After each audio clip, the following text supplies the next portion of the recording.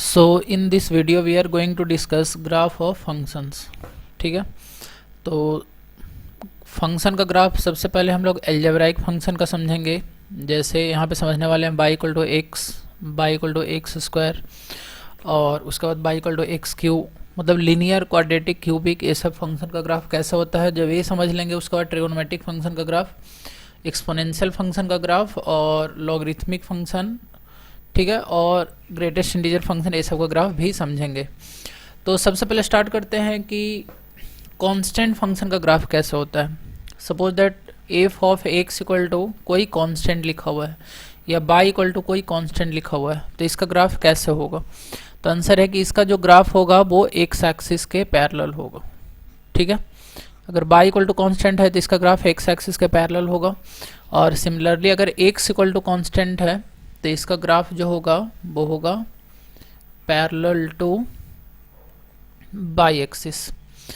अच्छा, इसको स्टार्ट करने के पहले एक चीज़ और बता देना चाहते हैं कि अगर यहाँ पे एक्स एक्सिस और बाई एक्सिस है तो इसका भी इक्वेशन आपको पता होना चाहिए।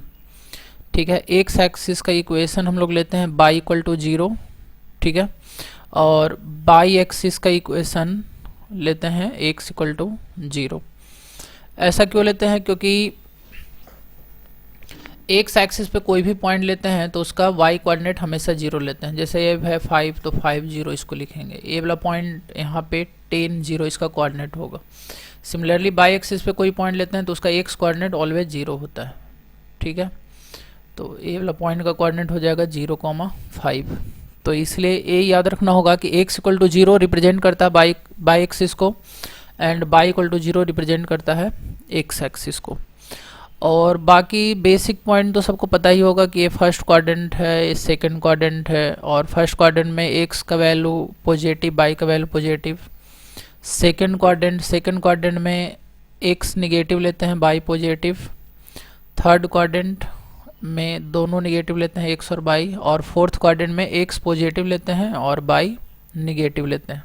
ठीक है, तो ये सब बेसिक टर्मिनोलॉजी है जो आपको पता ही होगा। चलिए, तो सबसे पहले स्टार्ट करते हैं कांस्टेंट फंक्शन का ग्राफ, या एक्स इक्वल टू के और बाई इक्वल टू के, यहाँ से शुरू करते हैं। तो इस ग्राफ में आप देख सकते हो कि एक जो ग्राफ बना हुआ है एक्स इक्वल टू के का ग्राफ बना हुआ है, और यहाँ पे के का वैल्यू 4 है। आप यहाँ पे देख सकते हो एक्स इक्वल टू 4। तो एक्स इक्वल टू 4 का ग्राफ कैसे है, तो ये बाई एक्सिस के पैरेलल है, और ये कहाँ से पास कर रहा है, तो 4 0 से पास कर रहा है। ठीक है, इस लाइन पे अगर मान लिया जाए कि x इक्वल टू 4 का ग्राफ बनाने के लिए एक टेबल ड्रा करें, तो x इक्वल टू कॉन्स्टेंट है, मतलब बाई से इंडिपेंडेंट है। ठीक है, तो x का वैल्यू हमेशा 4 होगा। बाई आप कुछ भी ले लो, यहाँ पे बाई 1 ले लो तो भी x का वैल्यू 4, बाई 2 ले लेंगे तो भी x का वैल्यू 4। तो यहाँ पे आप क्लियरली देख सकते हो कि a पॉइंट का कोऑर्डिनेट है 4 0। आप a पॉइंट अगर उठा लिए तो इसका कोऑर्डिनेट होगा 4,2, a.44, इसी तरह से a पॉइंट है 4,5। तो सभी में x कोऑर्डिनेट इक्वल है। ठीक है, मतलब सेम है, कांस्टेंट है, वेरी नहीं कर रहा है, तो x इक्वल टू कांस्टेंट। तो बस याद रख लेना है कि x इक्वल टू कांस्टेंट का ग्राफ जो होता है वो बाई एक्सिस के पैरेलल होता है। ठीक है, अब यहाँ पे आ जाते हैं बाई इक्वल टू कांस्टेंट। तो बाई इक्वल टू कांस्टेंट लिखे या f of x equal to k लिखे, यानी कांस्टेंट फंक्शन का ग्राफ। तो कांस्टेंट का फंक्शन का ग्राफ कैसा हो जाएगा, तो ए हो जाएगा पैरेलल टू एक्स एक्सिस। ठीक है, पैरेलल टू एक्स एक्सिस। अगर बाई इक्वल टू कांस्टेंट है तो एक्स एक्सिस के पैरेलल होगा, एक्स इक्वल टू कांस्टेंट है तो पैरेलल टू बाई एक्सिस है। जैसे इस ग्राफ में आप देखो, यहाँ पे दो लाइन ड्रा किया गया है, जिसमें आप देख सकते हो ये जो रेड कलर का है वो बाई इक्वल टू 4 का है। क्यों, क्योंकि ये 4 से पास कर रहा है, 0,4 से पास कर रहा है। और ये जो ब्लू लाइन से ड्रा किया गया है ये 0-4 से पास कर रहा है, और इसका इक्वेशन है बाई इक्वल टू -4। तो बस इतना ध्यान रखना है कि बाई इक्वल टू कांस्टेंट है तो एक्स एक्सिस के पैरेलल हो जाएगा। ये दोनों जो ग्राफ बनाए गए हैं यहाँ पे एक्स एक्सिस के पैरेलल है। ठीक है, तो नेक्स्ट कंसेप्ट में आते हैं।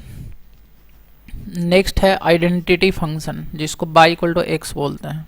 ठीक है, तो ये आइडेंटिटी फंक्शन है या f of x equal to x.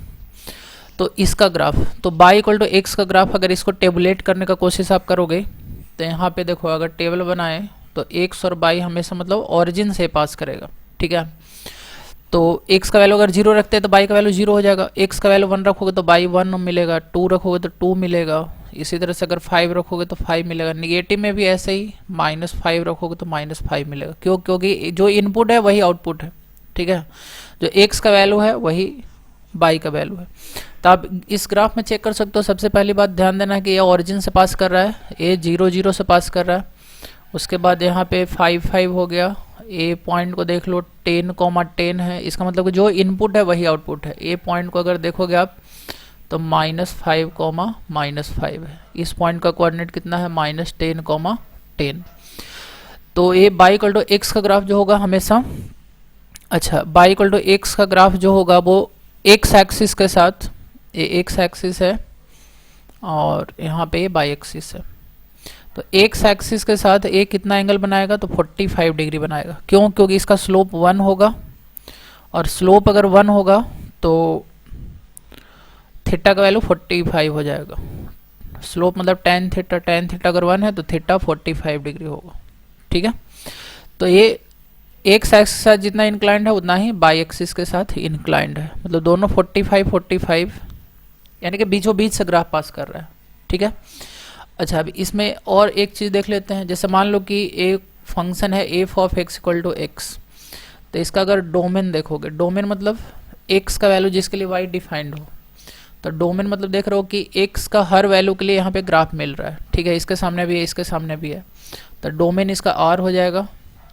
और रेंज की भी बात कर लेते हैं, इसका आर हो जाएगा। इसका अगर मैक्सिमम देखो, हम ग्राफ से डोमेन रेंज बहुत सारा चीज़ एनालिसिस कर सकते हैं। तो यहाँ पे अभी हम फंक्शन में डोमेन रेंज एनालिसिस करते चलेंगे, मैक्सिमम और मिनिमम वैल्यू भी एनालिसिस करेंगे। तो इसका मैक्सिमम वैल्यू ए कहाँ तक जाएगा? तो आंसर है कि ए इन्फिनिटी की ओर जाएगा। और ए कहाँ जाएगा? तो ये -इन्फिनिटी की ओर जाएगा। तो इसका मैक्सिमम वैल्यू +इन्फिनिटी हो जाएगा और -इन्फिनिटी हो जाएगा, -इन्फिनिटी टू +इन्फिनिटी। तो इसलिए आर लिखे रेंज और डोमेन भी आर हो जाएगा इस केस में, ठीक है। तो ए बाई इक्वल टू एक्स का है। अच्छा इसी में देखो एक चीज़ और बता देते हैं कि अगर मान लो कि यहाँ पे बाई इक्वल टू एक्स ना हो के, सपोज दैट यहाँ पे देख लो, मान लो y equal to m x होता, y equal to m x. तो अगर y equal to suppose that m x है, ठीक है, और यहाँ पे जो कांस्टेंट आता है वो 0 है, ए कांस्टेंट अगर 0 है, मतलब बाई इक्वल टू अगर एम एक्स है, तो इसका ग्राफ जो होगा हमेशा ओरिजिन से पास करेगा, हमेशा। जैसे बाई इक्वल टू एक्स है, बाई इक्वल टू 2x बनाए तो ऐसे बन जाएगा, ठीक है। ए लाइन बना दिए, बाई इक्वल टू 2x, इस टाइप से। बाई इक्वल टू 3 से इसका स्लोप और बढ़ जाएगा। तो ये ध्यान रखना है कि अगर ए कांस्टेंट 0 है तो ये हमेशा ग्राफ ओरिजिन से पास करेगा, y equal to m x हमेशा ओरिजिन से पास करेगा। अच्छा अगर ये स्लोप निगेटिव हो जाए, मान लो कि बाई इक्वल टू -x का ग्राफ ड्रा करना होता, तो इसका भी थोड़ा सा देख लेते हैं। बाई इक्वल टू -x यहाँ पे देख लो, तो ए जो ग्राफ बनाया हुआ है a y equal to -x का है, ठीक है, यानी f of x equal to -x का। तो ये function f of x equal to -x या y इक्वल टू -x, जैसे ही स्लोप निगेटिव होगा, ये जो इंक्लिनेशन है वो 90 से बढ़ के मतलब कि 90 से बड़ा हो जाएगा, ठीक है। यानी कि देखो y इक्वल टू एक्स का ग्राफ इस टाइप से था, इसका इंक्लिनेशन जो था वो 45 था, और इसका इंक्लिनेशन कितना हो जाएगा? 90 + 45 हो जाएगा, ठीक है। तो जैसे ही अगर स्लोप निगेटिव होगा, स्लोप अगर निगेटिव हो गया तो थीटा का वैल्यू ग्रेटर देन 90 हो गया, और वो जो ग्राफ बनेगा यहाँ पे वो इस तरह से झुका हुआ होगा। और अगर स्लोप पॉजिटिव है तो ग्राफ इस टाइप से झुका हुआ होगा इधर से। तो ये ध्यान में रखना है, ठीक है। तो आई होप ये समझ में आ गया। और अब देखो नेक्स्ट यहाँ पे पॉइंट में हम लोग यहाँ पे देख लेते हैं। जैसे इसमें 3 ग्राफ बनाया गया है, एक बाई इक्वल टू एक्स का जो रेड कलर से बनाया गया है बाई इक्वल टू एक्स का ग्राफ है, और एक बाई इक्वल टू 2x का है। यहाँ पे देखिए बाई इक्वल टू एक्स का ग्राफ है, ये वाला, और ये ग्राफ है बाई इक्वल टू 2x का। तो जैसे ही बाई इक्वल टू 2x का ग्राफ बनाया, मतलब कोई कांस्टेंट से मल्टीप्लाई किया, तो ये ग्राफ रोटेट हो गया एंटी क्लॉकवाइज में, ठीक है। इसका इंक्लिनेशन ये इतना था और इसका इंक्लिनेशन और थोड़ा बढ़ गया, मतलब स्लोप और इंक्रीज कर गया बाई इक्वल टू 2x का। और ये जो ब्लू कलर से बना हुआ है ये बाई इक्वल टू 3x का ग्राफ है, ठीक है। तो इसमें कुछ और अगर एनालिसिस करना चाहते हो, थोड़ा और पॉइंट को अगर एनालिसिस करना चाहते हो कि, तो यहाँ पे आप ऐसे चेक कर सकते हो। देखो x का वैल्यू अगर 5 है तो इस केस में देखो ये 5 है, यानी कि जो x है वही बाई है। लेकिन इसमें x का वैल्यू अगर 5 है, x कोऑर्डिनेट अगर 5 है, तो बाई देखो यहाँ पे 10 के सामने है, यानी कि a y equal to 2x का ग्राफ हो गया, बाई इक्वल टू 2x। जो बाई कोऑर्डिनेट है वो x कोऑर्डिनेट का ट्वाइस है हमेशा, ठीक है। तो y equal to x, y equal to 2x, y equal to 3x, बस डिफरेंस ये है कि सब स्ट्रेट लाइन है, और डिफरेंस ये है कि स्लोप क्या होगा, जैसे जैसे ए वैल्यू x का कोफिशिएंट बढ़ेगा उसका स्लोप इंक्रीज करते जाएगा, ठीक है। तो ये ध्यान रखना है, मतलब वो ग्राफ जो है स्ट्रेट लाइन ही रहेगा लेकिन एंटी क्लॉकवाइज में रोटेट करेगा, ठीक है, अगर ए x का कोफिशिएंट का वैल्यू बढ़ते चला जाएगा। अगर इसी टाइप्स में अगर मान लो कि ऐसे रहता 1/2x, ठीक है, बाई इक्वल टू 1/2x, तो उसका ग्राफ कुछ ऐसे हो जाता, ऐसे ऑरिजिन से ही पास करेगा लेकिन इस तरह से हो जाएगा, ठीक है। एग्जैक्ट पॉइंट अगर ढूंढना चाहते हो तो इसमें पॉइंट लेकिन ऑरिजिन से पास करेगा इतना कंफर्म है, और बाकी पॉइंट ढूंढना पड़ेगा।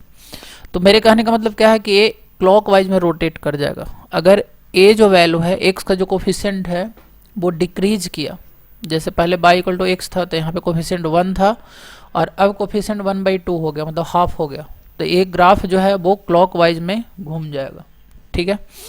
तो लेकिन ऑरिजिन से ही पास करेगा। ऑरिजिन से कौन पास करेगा? जो बाई इक्वल टू mx के फॉर्म में जितना भी ग्राफ होगा सारा ऑरिजिन से पास करेगा। और इसमें सब में कॉमन क्या है? तो एक कांस्टेंट 0 है, ठीक है, तो एक कांस्टेंट 0 है, ये ध्यान में रखना है। और क्या ध्यान में रखना कि अगर m का वैल्यू निगेटिव हो गया, तो m का वैल्यू अगर निगेटिव हो गया तो इसका इंक्लिनेशन मतलब 90 से ज़्यादा हो जाएगा, और m अगर पॉजिटिव है तो इंक्लिनेशन 90 से कम होगा, ये ध्यान रखना है, ठीक है। अब नेक्स्ट में आ जाते हैं, नेक्स्ट पॉइंट कि मान लो कि इस केस में और देख लेते हैं। देखिए यहाँ पे 3 ग्राफ बनाया हुआ है, जिसमें सपोज दैट यहाँ पे हम लोग समझने का कोशिश करते हैं कि सपोज दैट यहाँ पे एक है y इक्वल टू x का, एक है y equal to x plus 5 और एक है y equal to x minus 5। तो अगर y इक्वल टू x का ग्राफ आता है, ठीक है, और y equal to x minus 5 का ग्राफ बनाना है,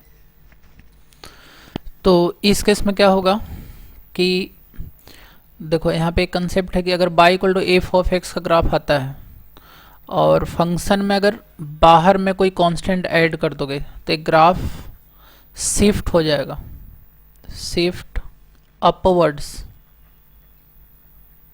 बाई k। और अगर माइनस कर देते हैं, ठीक है, suppose that f of x एक फंक्शन है और इसमें suppose that f of x minus k, अगर बाहर में कोई कांस्टेंट सब्ट्रैक्ट कर दें तो एक ग्राफ शिफ्ट होगा, shift downwards bye constant k। चलिए इस ग्राफ से समझने का कोशिश करते हैं एक कंसेप्ट। तो यहाँ पे जो बीच में नजर आ रहा है, ठीक है, जो रेड कलर से ग्राफ नजर आ रहा है वो y इक्वल टू x का ग्राफ है। तो ये जो रेड कलर से है y इक्वल टू x का ग्राफ है, और ये जो ब्लैक कलर से ग्राफ है वो y equal to x plus 5 का ग्राफ है।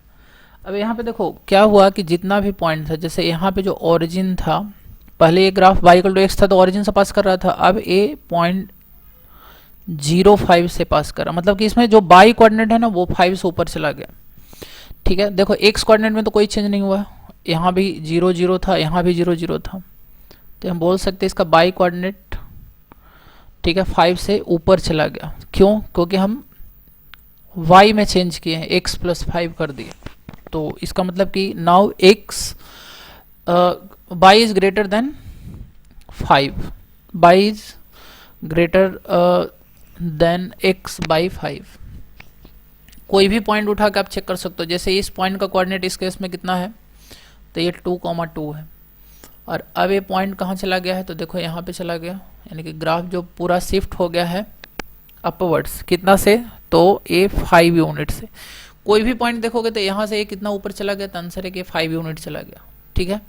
सिमिलरली क्या होगा कि अगर आप बाई इक्वल टू, ये जो ब्लू कलर का ग्राफ लाइन से बना हुआ है, y equal to x minus 5 का है, तो इस केस में क्या हुआ कि हर एक पॉइंट डाउनवर्ड शिफ्ट हो गया। जो पॉइंट पहले यहाँ पे था ये नीचे आ गया। कितना यूनिट से नीचे आ गया, तो 5 यूनिट से।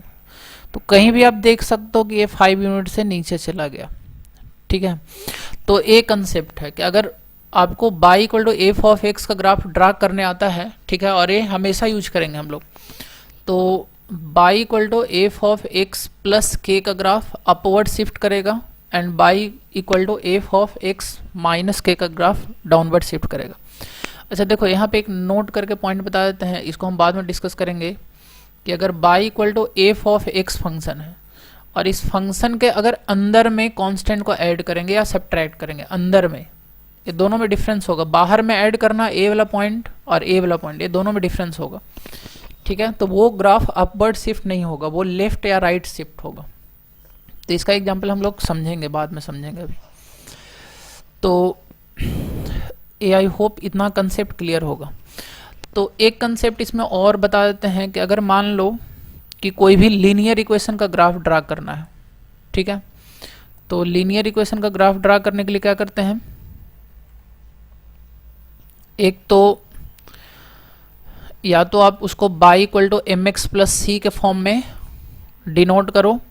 सबसे पहले आप y equal to m x का ग्राफ बनाओ जो ओरिजिन से पास करेगा, और प्लस सी है तो अगर कोई प्लस कांस्टेंट ऐड किया हुआ है तो उसको अपवर्ड शिफ्ट करो, अगर माइनस तो डाउनवर्ड शिफ्ट करो, इस तरह से। सपोज दैट जैसे देखो 2x plus y equal to 3 का ग्राफ बनाना होता, तो इसको हम ऐसे अप्रोच ले सकते हैं कि सबसे पहले इसको अरेंज कर लिया y equal to minus 2x plus 3 का, ठीक है, इस फॉर्म में, यानी कि y equal to m x plus c के फॉर्म में अरेंज कर लिए।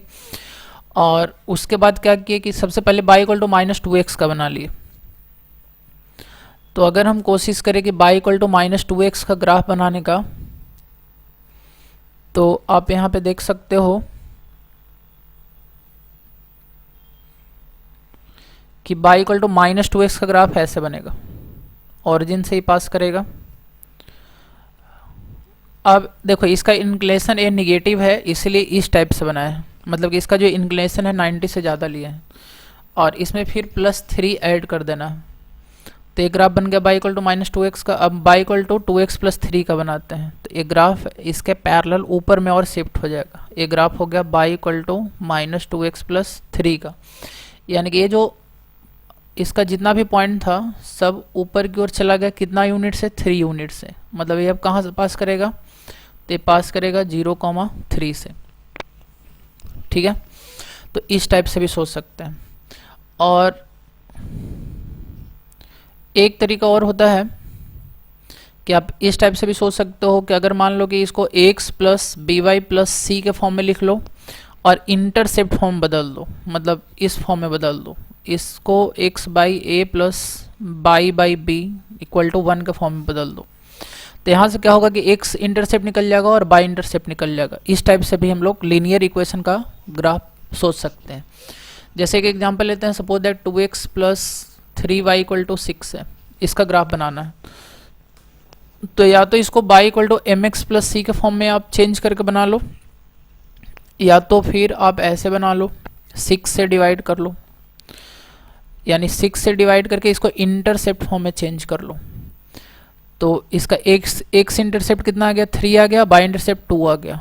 तो इसका ग्राफ कैसा हो जाएगा, तो एक्स एक्सिस को कहाँ पे कट करेगा, 1 2 3 पे। ठीक है। तो यहाँ पे पॉइंट हो जाएगा 3,0, और बाई एक्सिस को कहाँ पे इंटरसेप्ट करेगा, तो 2 पे, 1 2, तो ये 0 2, ये ग्राफ बन गया। ठीक है। तो आई होप समझ में आ गया होगा। अच्छा इसमें देख लो एक चीज़ और, suppose that 2x plus y equal to 5 होता है यहाँ पे। तो इसमें ध्यान रखना पड़ता कि यहाँ पे 5 से डिवाइड करते दोनों तरफ इंटरसेप्ट फॉर्म में चेंज करने के लिए, और यहाँ पे क्या ध्यान रखना होता कि x डिवाइडेड बाई, इसको 5 नहीं, ऐसा नहीं कि x इंटरसेप्ट 5 ले लेना है, ऐसा नहीं करना, 5/2 लेना होगा। ठीक है, ये 2 को भी नीचे ले जाना होगा, ये जो 2 है उसको डिनोमिनेटर में ले जाना होगा, x बाई इस फॉर्म में आना चाहिए, x बाई समथिंग, ऊपर में x का कोफिशिएंट कितना होना चाहिए, 1 होना चाहिए, तो x by something plus y 5 equal to 1। अब सही है। तो इसका अगर हम ग्राफ बनाने का कोशिश करें तो ये ऐसे बन जाता, एक्स एक्सिस को कहाँ पे इंटरसेक्ट करेगा, 5/2, 5/2 मतलब 2.5, 1 2 3 के बीच में यहाँ पे होगा, तो यहाँ से ग्राफ पास करेगा ऐसे, इस टाइप से। तो ये हो जाएगा 5/2, 0, और बाई एक्सिस को कहाँ पे इंटरसेप्ट करेगा, तो आंसर है 5 पे, तो 0.5 हो जाएगा। ए डिस्टेंस हो जाएगा 5 यूनिट और ए डिस्टेंस हो जाएगा 2.5 यूनिट। ठीक है, तो आई होप अब लीनियर इक्वेशन का ग्राफ समझ में आ गया होगा।